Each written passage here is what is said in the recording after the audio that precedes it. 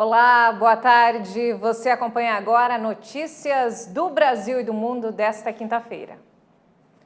E olha só, o presidente Jair Bolsonaro liberou um aumento de 33% para o piso de professores. Bolsonaro diz que vai seguir a lei para um reajuste salarial a professores de todo o país, pagos por estados e municípios. Pela norma do magistério, o reajuste de professores é atrelado ao chamado valor por aluno do Fundo de Manutenção e Desenvolvimento da Educação Básica e de Valorização dos Profissionais da Educação, o Fundeb, definido pelo Ministério da Educação.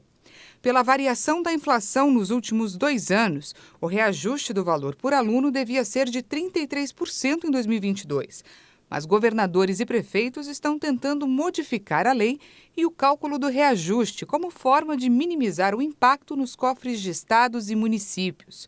O Ministério da Educação sempre estabelece em janeiro de cada ano o percentual de reajuste do piso da categoria. A correção deve ser publicada em medida provisória ainda nesta semana. Aplicando o percentual de 33%, o piso salarial nacional dos professores passa de R$ 2.886 para R$ 3.845. O valor deve passar a valer em maio. Olha só, os portos do Brasil registraram movimentação e faturamento recorde no ano passado. As cargas de contêineres e taxa de câmbio impulsionaram a receita dos terminais. Os portos de Santos, Suape e os do Rio de Janeiro bateram recorde de movimentação e faturamento no ano de 2021. De acordo com as companhias que administram os terminais, os principais fatores para esse crescimento foram a taxa de câmbio e a alta da exportação de commodities. Segundo a Agência Nacional de Transportes Aquaviários, até outubro do ano passado, o setor já havia movimentado mais de 1 bilhão de toneladas de cargas, um aumento de 5,5% em relação ao mesmo período de 2020. De acordo com o Instituto de Pesquisa Aplicada, o crescimento significativo na importação de insumos produtivos e a retomada de produção da indústria foram os responsáveis pelo aumento nas movimentações nos terminais portuários. O minério de ferro, que é a maior mercadoria em termos de carga no país, também teve um crescimento importante, principalmente em exportações. Falando sobre coronavírus, o laboratório Moderna iniciou os testes para uma dose de reforço da vacina contra a variante Ômicron. O anúncio chega depois que suas concorrentes, a Pfizer e a BioNTech, começaram a fase de testes clínicos para um imunizante também direcionado à nova cepa.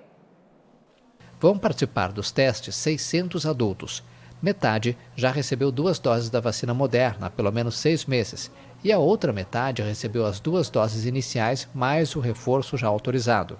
Assim, o reforço voltado para o Ômicron será avaliado tanto como uma terceira quanto uma 4ª dose. A empresa também relatou resultados sobre a eficácia de seu reforço geral. 6 meses após a injeção, os níveis de anticorpos neutralizantes contra a nova cepa caíram 6 vezes em relação ao pico observado 29 dias após a vacinação, mas permaneceram detectáveis em todos os participantes. O anúncio da Moderna chega um dia depois que suas rivais Pfizer e BioNTech disseram que começaram a fase de testes clínicos para um imunizante direcionado ao Ômicron. O mundo registrou 3.840.000 novos casos de Covid nas últimas 24 horas. Mesmo sendo mais um recorde, dados iniciais da Organização Mundial da Saúde sugerem que a curva de infecções causada pela variante Ômicron começa a desacelerar. E olha só, o Banco Central dos Estados Unidos informou ontem que planeja elevar os juros em breve. A autoridade monetária manteve a taxa básica perto de zero. O presidente da autoridade monetária, Jerome Powell, afirmou que um aumento ocorrerá em breve. O Comitê Federal de Mercado Aberto manteve sua taxa de juros perto de zero e declarou sua expectativa de que um aumento nessas taxas em breve seria apropriado.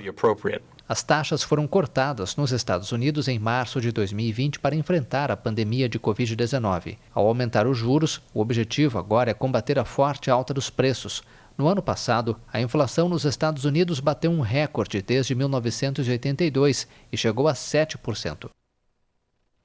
Os Estados Unidos rejeitaram formalmente as propostas russas para tentar solucionar a crise com a Ucrânia nos termos desejados por Vladimir Putin. A Rússia afirmou que a resposta às suas exigências não causa muito otimismo. Os países tentam alcançar avanços diplomáticos para conter a crise com a Ucrânia e a OTAN. O tema é crucial nas tentativas de apaziguar a crise entre Moscou e países ocidentais sobre a Ucrânia e a organização do Tratado do Atlântico Norte. A questão principal é nossa posição clara sobre a inadmissibilidade de uma maior expansão da OTAN para o leste e a implantação de armas de ataque que poderiam ameaçar o território da Federação Russa. Essa posição não surgiu do nada. Lavrov ainda denunciou expansão desenfreada da organização, apesar das promessas feitas a Moscou na década de 1990. Mas ele reconheceu que há uma reação que permite esperar o início de uma discussão séria sobre questões secundárias. Já a Ucrânia recebeu positivamente a resposta dos Estados Unidos. O país foi o gatilho para uma grave crise diplomática entre os países ocidentais e a Rússia, acusada de preparar uma invasão ao território ucraniano. A Rússia rebate a acusação, dizendo-se ameaçada por países ocidentais e pede garantias de segurança. 6 jovens japoneses apresentaram uma ação coletiva contra a central nuclear de Fukushima, alegando um vínculo entre seus casos de câncer de tireoide e a exposição à radiação, após a catástrofe de março de 2011. Segundo os advogados, como em nenhum dos casos a doença é de origem hereditária, a enfermidade estaria associada à radiação após a catástrofe de 2011, quando um forte terremoto no nordeste do Japão provocou um tsunami arrasador e resultou no desastre nuclear.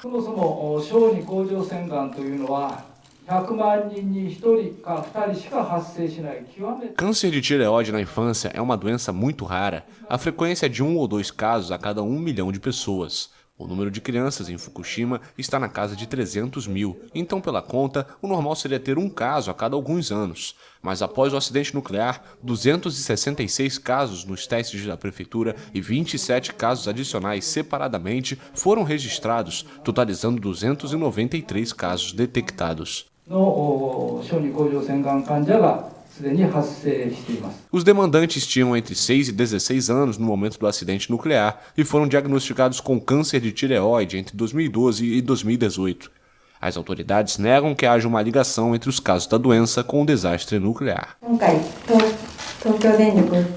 Estou participando deste processo contra a central, levando a ação para o Tribunal Distrital de Tóquio. Quando recebi o diagnóstico, me informaram de maneira incisiva que o câncer não tinha nenhuma relação com o desastre de Fukushima. Me lembro até hoje de como me senti e das lágrimas da minha mãe. Dezenas de simpatizantes da causa se reuniram em frente à corte para manifestar apoio.